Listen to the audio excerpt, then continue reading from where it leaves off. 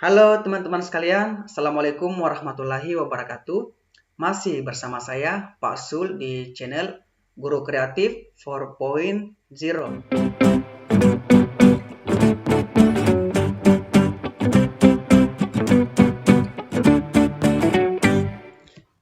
Baik teman-teman sekalian, di video kali ini saya akan menjelaskan tentang prediksi kompetensi teknis untuk seleksi P3K tahun 2021. Nah teman-teman, prediksi ini berdasarkan sesuai dengan kisi-kisi dari Kemendikbud. Nah, yang perlu teman-teman ketahui di sini bahwa materi ujian P3K ada 5 jenis di sini teman-teman. Nah, di antara kelima materi ujian ini teman-teman, kompetensi teknis yang paling memiliki bobot tinggi yakni sekitar 60% bersama dengan tes bakat skolastik. Nah, jumlah soal untuk kompetensi teknis sekitar 50 nomor dan waktu 60 menit. Teman-teman ingat bahwa kompetensi teknis ini terdiri atas dua. Yang pertama pedagogik, yang kedua ada profesional. Jadi teman-teman nanti kompetensi teknis ini sesuai dengan mata pelajaran teman-teman. Jadi setiap mapel akan berbeda-beda soalnya. Kemudian untuk tes bakat skolastik di bagian penalaran, manajerial, sosiokultural, dan pertanyaan wawancara ini akan sama untuk setiap mapel. Nah, yang berbeda itu cuma kompetensi teknis ini sesuai dengan mata pelajaran teman-teman. Mari kita ke prediksi pertama. Nah, nanti teman-teman kemungkinan besar nanti di soalnya akan disajikan sebuah kasus. Nah, teman-teman diminta untuk menentukan model pembelajaran atau pengelolaan kelas atau penggunaan media dalam pembelajaran. Jadi contoh soalnya seperti ini teman-teman. Pak Ranto akan mengajarkan materi IPA tentang konsep pemuaian pada logam kepada para siswanya. Pembelajaran dilaksanakan dalam setting model pembelajaran kooperatif melalui pembentukan kelompok-kelompok kecil. Kegiatan diarahkan pada upaya membuktikan bahwa sebagian besar logam apabila dipanasi akan memuai.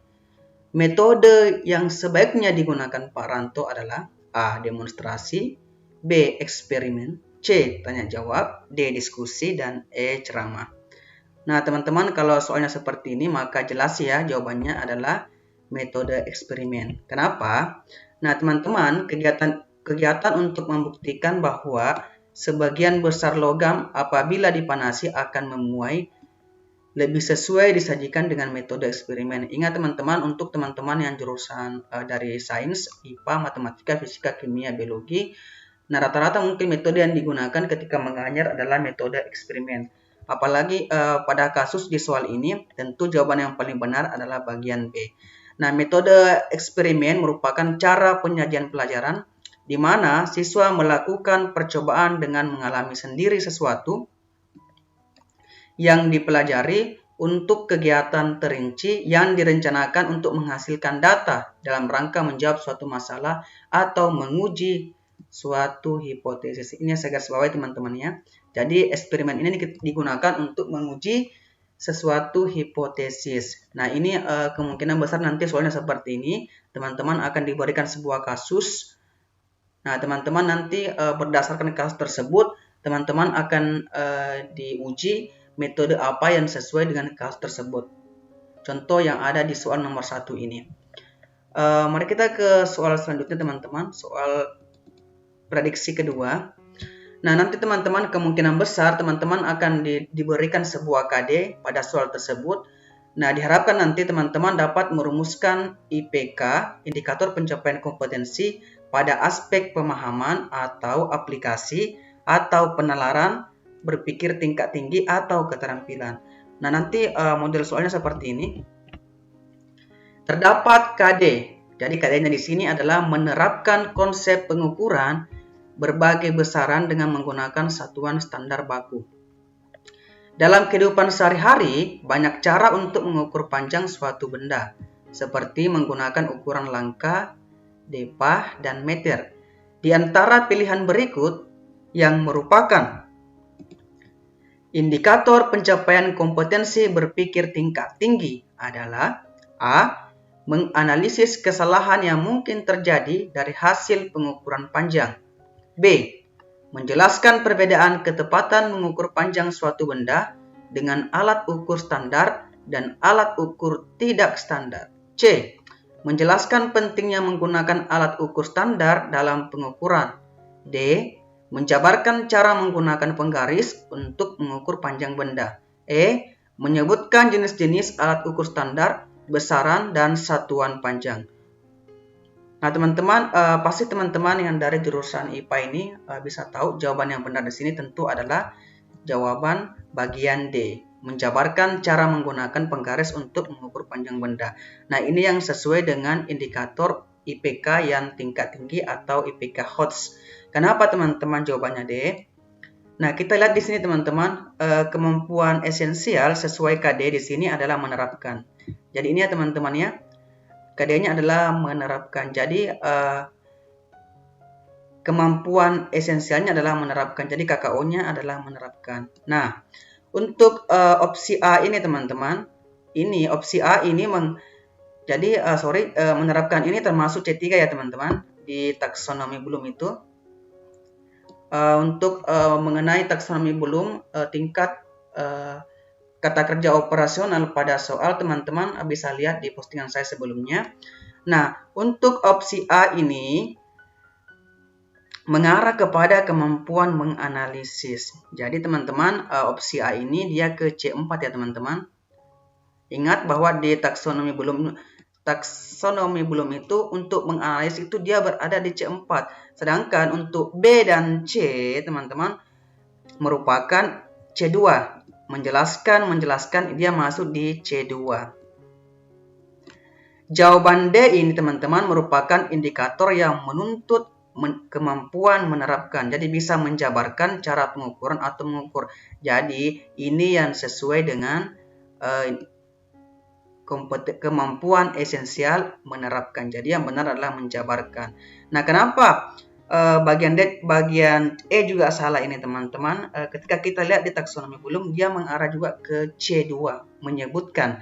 Jadi jawaban yang benar untuk soal nomor 2 yang sesuai dengan C3 adalah bagian D. Nah, saya rasa seperti nanti model soalnya teman-teman akan diberikan sebuah KD. Nah, dari KD itu teman-teman akan disuruh membuat IPK sesuai dengan taksonomi Bloom. Jadi ini merupakan contoh untuk soal IPA. Nah, lain lagi nanti teman-teman ketika mapelnya IPS, sejarah, ataukah mapelnya PKN, bahasa Indonesia, bahasa Inggris, tentu seperti ini juga.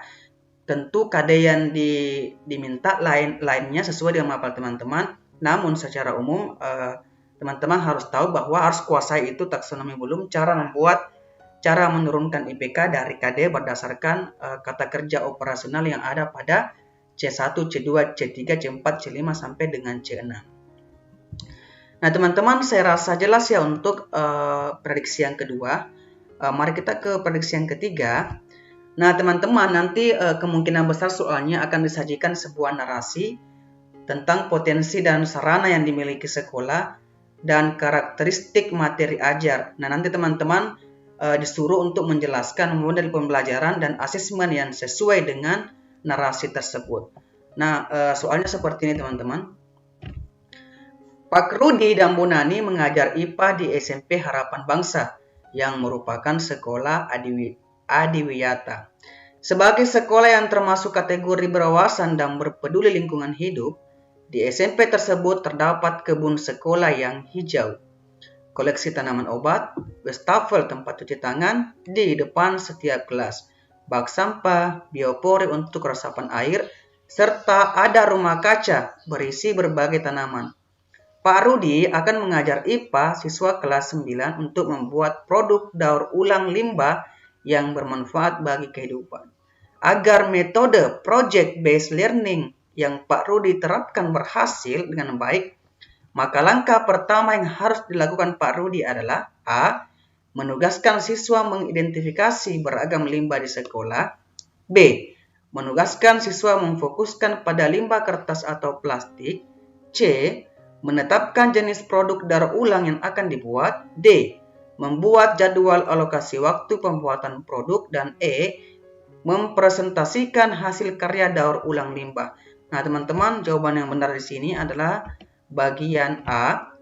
menugaskan siswa mengidentifikasi beragam limbah di sekolah.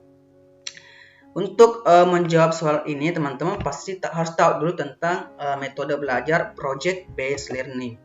Nah, merujuk pada sintas model PBL ini, teman-teman, atau Project Based Learning. Nah, sintak yang pertama adalah penentuan pertanyaan mendasar. Ini ya, teman-teman. Nah, yakni membuat produk apa terkait limbah yang ada di sekolah. Nah, sebelum menentukan produk yang akan dibuat, siswa perlu mengidentifikasi limbah yang ada di sekolah tersebut. Oleh karena itu, teman-teman, jawaban yang benar adalah berdasarkan soalnya, langkah pertama adalah mengidentifikasi limbah tersebut yang ada di sekolah. Oleh karena itu, A adalah jawaban yang benar. Nah, langkah-langkah project based learning yang kedua setelah penentuan pertanyaan mendasar, kita disuruh merancang rencana project. Yang ketiga, menyusun jadwal membuat project. Yang keempat, memonitor kemajuan proyek. Yang kelima, menguji proses dan hasil belajar. Yang keenam, mengevaluasi pengalaman membuat project. Nah, teman-teman, untuk metode-metode belajar yang ada di K13 seperti discovery, problem based learning, project based learning, dan sebagainya, teman-teman harus hafal sintak-sintaknya. Nah, nanti kemungkinan besar itu nanti akan naik nanti di seleksi P3K tahun 2021, khususnya di kompetensi teknis. Jadi apa yang saya berikan kepada teman-teman di soal nomor 3 ini adalah contoh bagaimana penerapan project based learning, bagaimana model soal tentang project based learning. Nah, baik teman-teman, kita ke selanjutnya. Nah, nanti teman-teman akan ada disajikan sebuah narasi tentang tujuan pembelajaran. Nah, diharapkan nanti teman-teman dapat menjelaskan strategi pembelajaran yang paling tepat untuk mencapai tujuan pembelajaran tersebut. Nah, mari kita lihat bentuk soalnya seperti apa. Nah, seperti ini. Pembelajaran pada materi gaya dengan KD menyajikan hasil penyelidikan tentang pengaruh gaya terhadap gerak benda. Memiliki tujuan, siswa dapat menyelidiki pengaruh gaya terhadap gerak benda dengan prosedur yang benar. Manakah di antara strategi-strategi berikut yang paling tepat untuk mencapai tujuan tersebut? A. Menjelaskan pengaruh gaya terhadap gerak benda yang dilengkapi dengan contoh. Kemudian siswa diminta mengerjakan soal-soal latihan secara berkelompok. B. Meminta siswa berdiskusi secara berkelompok untuk menjawab soal-soal tentang pengaruh gaya terhadap gerak benda, kemudian hasil diskusi dipresentasikan. C. Secara berkelompok, siswa belajar mengatasi masalah-masalah pengaruh gaya terhadap gerak benda dalam kehidupan sehari-hari. D. Siswa melakukan kegiatan eksperimen untuk menyelidiki pengaruh gaya terhadap gerak benda, diskusi hasil penyelidikan, dan penyajian hasil diskusi atau presentasi. E.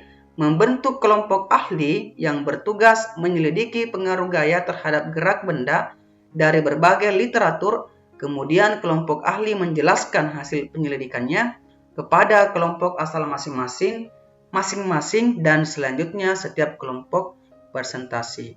Manakah di antara strategi-strategi berikut yang paling tepat untuk mencapai tujuan pembelajaran?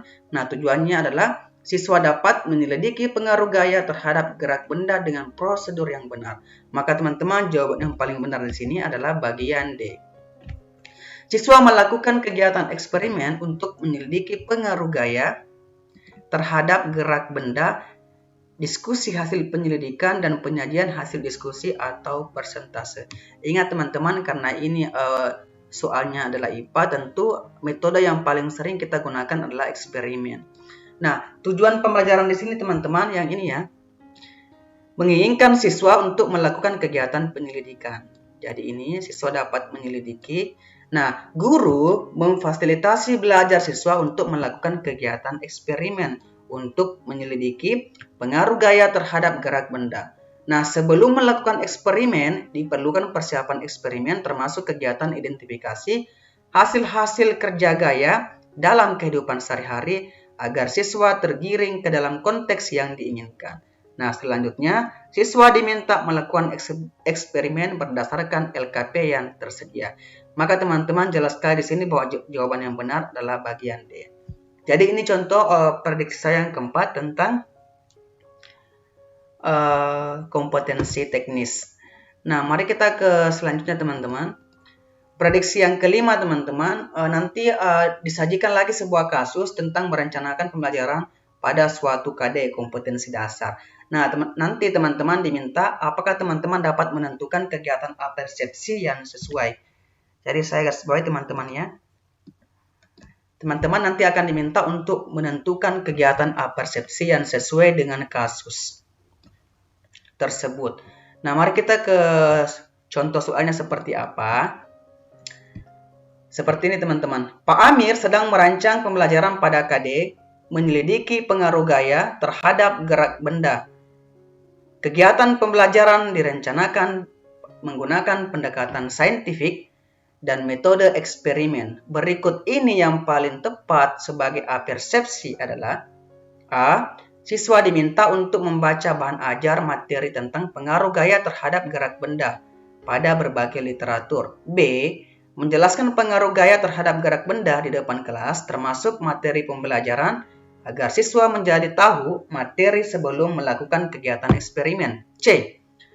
Mengorientasikan siswa tentang gaya dalam kehidupan sehari-hari, kemudian melakukan tanya jawab atau curah pendapat tentang pengalaman siswa dalam kehidupan sehari-hari yang relevan. D. Menjelaskan prosedur eksperimen untuk menyelidiki pengaruh gaya terhadap gerak benda di sekitar. E. Mendemonstrasikan hasil-hasil kerja gaya terhadap gerak benda di depan kelas, kemudian mencontohkan cara melakukan penyelidikan.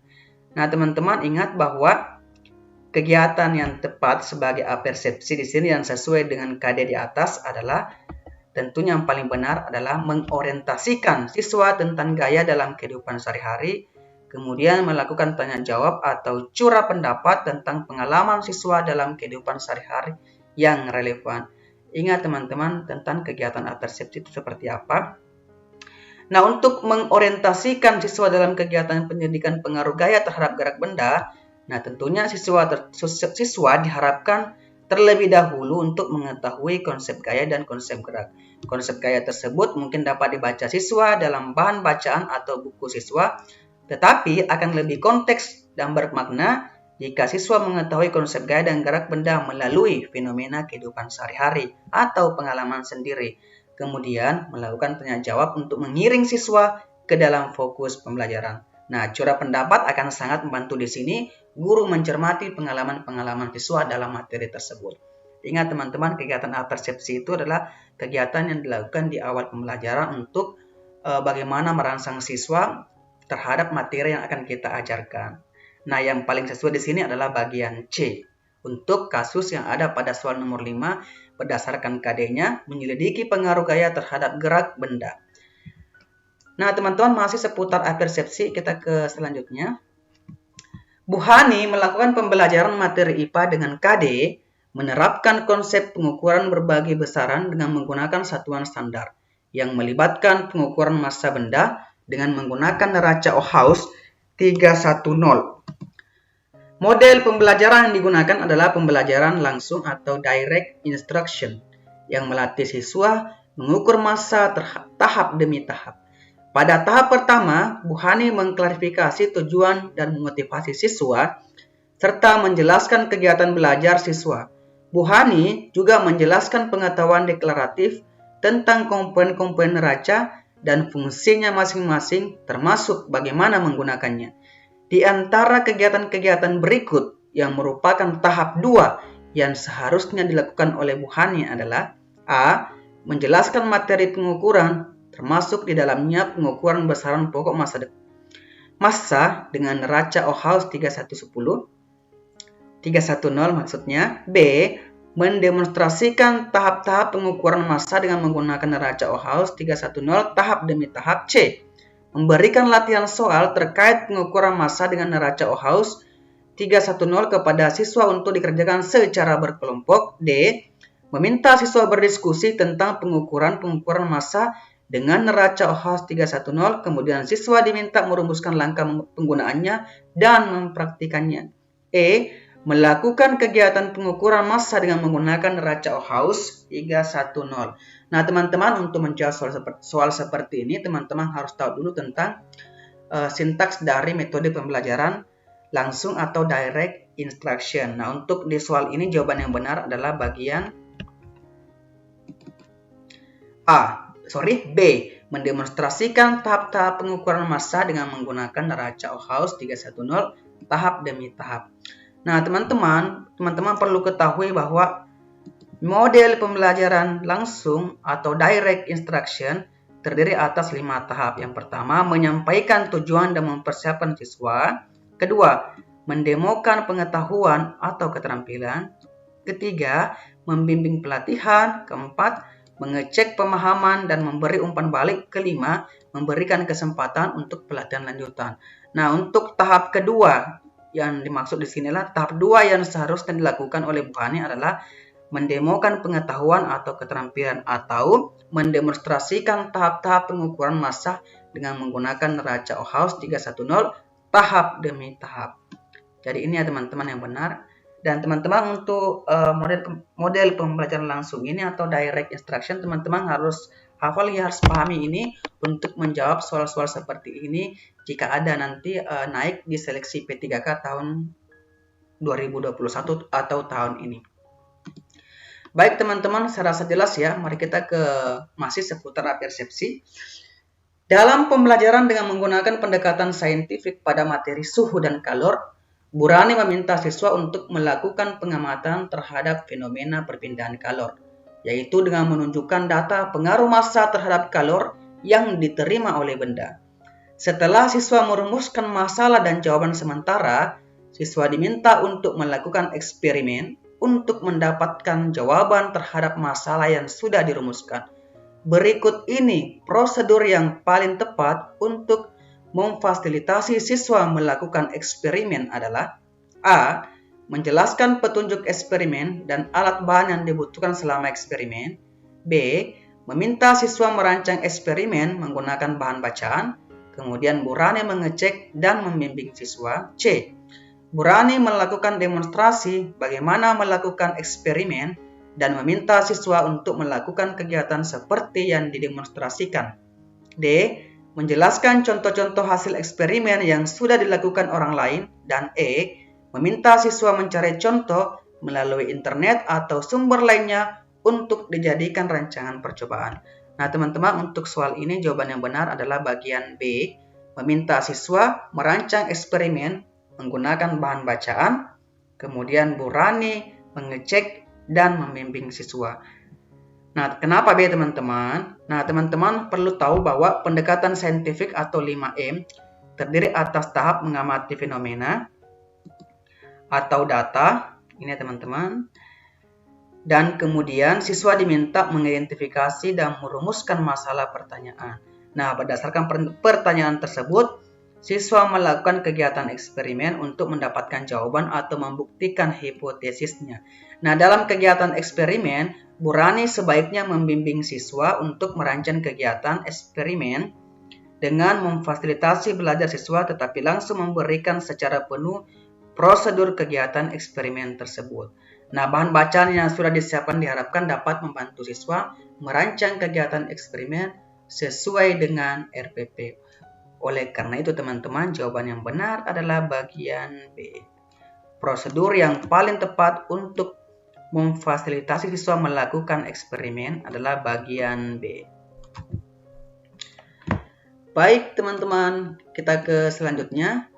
Nah, nanti teman-teman akan disajikan sebuah narasi tentang potensi dan sarana yang dimiliki sekolah dan karakteristik materi ajar. Nah, nanti teman-teman diharapkan dapat menjelaskan model pembelajaran dan asesmen yang sesuai.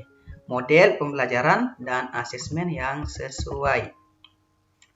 Contoh seperti ini teman-teman ya.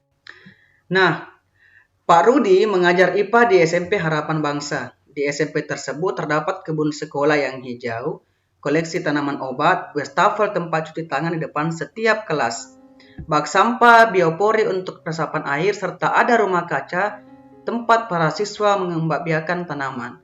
Pak Rudi akan mengajar IPA siswa kelas 7 tentang upaya mengatasi sampah dalam kehidupan dengan problem-based learning.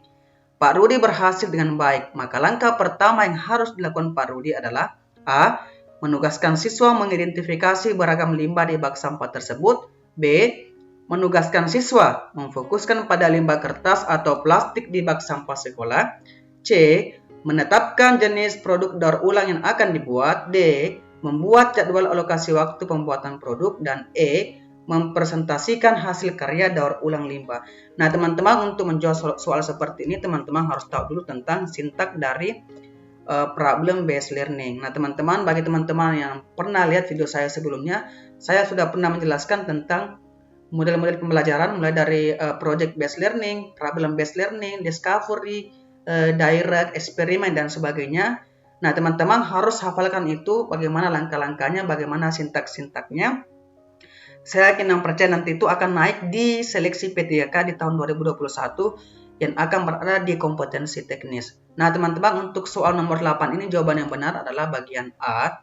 Menugaskan siswa untuk mengidentifikasi beragam limbah di bak sampah sekolah. Sesuai dengan sintak dari problem-based learning. Yang pertama yaitu mengorientasi siswa kepada masalah. Jadi ini ya teman-teman. Nah, ini sesuai dengan teman-teman untuk pilihan bagian A. B. Untuk sintak dari problem-based learning ini saya ulangi kembali teman-teman. Yang pertama orientasi, kemudian yang kedua mengorganisasikan siswa untuk belajar. 3. Membantu pendidikan. 4. Membantu siswa mengembangkan dan menyajikan hasil karya pendidikan. Yang kelima adalah refleksi terhadap hasil karya. Nah, teman-teman, saya rasa jelas jawaban yang benar adalah bagian A. Mari kita ke selanjutnya. Nah, nanti teman-teman juga akan disajikan sebuah soal atau narasi tentang tujuan pembelajaran. Nah, teman-teman nanti diharapkan dapat menjelaskan strategi pembelajaran yang paling tepat untuk mencapai tujuan pembelajaran tersebut. Soalnya seperti ini, teman-teman. Bu Nina melakukan pembelajaran dengan tujuan agar siswa dapat melakukan pengukuran kuat arus listrik pada rangkaian. Bu Nina memulai dengan mengkondisikan siswa untuk belajar, memotivasi dan menyampaikan tujuan. Kemudian Bu Nina mendemonstrasikan cara mengukur kuat arus listrik pada suatu rangkaian. Langkah Bu Nina selanjutnya yang paling tepat adalah A. Bertanya jawab tentang cara mengukur kuat arus listrik. B. Meminta siswa untuk menerapkan cara mengukur arus listrik pada berbagai rangkaian listrik. C. Bertanya jawab tentang pengertian arus listrik, kuat arus listrik, dan cara pengukurannya. D. Memancing rasa ingin tahu siswa tentang cara pengukuran arus listrik di rumah. Dan E. Meminta siswa untuk menirukan pengukuran arus listrik seperti demonstrasi Bu Nina. Nah, teman-teman, untuk soal nomor 9 ini, waktu yang benar adalah bagian E. Kenapa, teman-teman? Tujuan pembelajaran berkaitan dengan pengetahuan prosedural, yakni cara melakukan pengukuran kuat arus listrik dalam rangkaian. Nah, tujuan seperti ini paling efektif jika menggunakan pembelajaran langsung atau direct instruction. Menurut Arens, langkah pembelajaran langsung adalah yang pertama, menyampaikan tujuan dan mempersiapkan siswa. 2. Mempresentasikan dan mendemonstrasikan pengetahuan atau keterampilan. 3. Membimbing pelatihan. 4. Mengecek pemahaman dan umpan balik atau feedback. 5. Memberikan kesempatan pelatihan lanjutan dan penerapan. Nah, berdasarkan item soal di atas, Bu Nina telah melakukan tahap 1 dan 2, yakni maka langkah selanjutnya adalah membimbing pelatihan fase ketiga. Sintak model pembelajaran langsung direct instruction adalah membimbing pelatihan. Guru harus memberikan latihan terbimbing kepada siswa. Nah, pada fase ini, siswa tidak sekedar berlatih saja, tetapi siswa harus berlatih di bawah bimbingan guru. Tujuan diberikan pembimbingan adalah agar latihan yang dilakukan siswa dapat efektif. Setidaknya ada 4 prinsip yang harus dipegang guru saat melakukan latihan terbimbing untuk siswanya. Yang pertama, latihan singkat tapi utuh. Kedua, keterampilan harus benar-benar dikuasai. 3. Hati-hati terhadap kelebihan dan kelemahan latihan berkelanjutan atau mass practice dan latihan terdistribusi. or distribute practice. Dan yang keempat, perhatikan tahap awal latihan. Nah, teman-teman, untuk soal nomor 9 ini tentu jawaban yang benar adalah bagian C, meminta siswa untuk menirukan pengukuran arus listrik seperti demonstrasi Bu Nina. Baik teman-teman, untuk soal nomor 9 ini saya rasa jelas ya teman-teman. Nah, itulah tadi beberapa prediksi tentang soal-soal yang kemungkinan besar nanti akan muncul di seleksi P3K, khususnya di kompetensi teknis. Nah, teman-teman, yang perlu teman-teman ingat bahwa kompetensi teknis itu tidak sama setiap mapel. Jadi, misalnya teman-teman mapel IPA akan berbeda dengan nanti teman-teman yang dari IPS atau dari jurusan yang lain. Nah, yang perlu teman-teman ingat di sini bahwa teman-teman harus menguasai aspek pedagogik, dimulai dari model pembelajaran, teori belajar, media, evaluasi, penilaian, dan sebagainya. Nah, nanti kompetensi pedagog itu nanti akan dihubungkan dengan KD atau tujuan pembelajaran nanti yang sesuai dengan mapel teman-teman. Baik teman-teman, saya rasa cukup sekian dulu untuk video kali ini. Semoga apa yang saya sampaikan ini bermanfaat bagi teman-teman semua. Dan mohon maaf sekali jika ada perkataan saya yang kurang berkenan atau ada kata-kata saya yang tidak jelas ketika saya menjelaskan. Mohon maaf teman-teman semuanya. Dan bagi yang baru bergabung, jangan lupa subscribe untuk membantu kami tetap memberikan video-video yang berkualitas dan dapat membantu teman-teman juga nanti untuk lulus P3K di tahun 2021. Terima kasih, salam guru kreatif. Wassalamualaikum warahmatullahi wabarakatuh.